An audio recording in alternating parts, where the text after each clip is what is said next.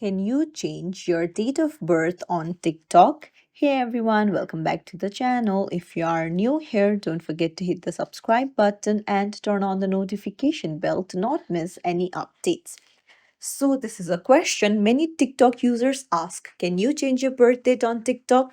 The simple answer is unfortunately no. You need to make sure that you enter the correct date of birth while you're making your account. So, I'll show you what happens. You need to go to TikTok and go to your profile in the bottom right corner.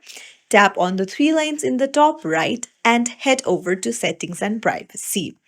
Now here when you go to account, you'll find account information option. And when you tap on your date of birth, you can try to change it, but it says that unable to edit birth date. So you have your answer. Unfortunately, you cannot change your date of birth on TikTok. If you found this tutorial helpful, don't forget to like the video and subscribe to our channel for more tips and tricks. Thank you for watching.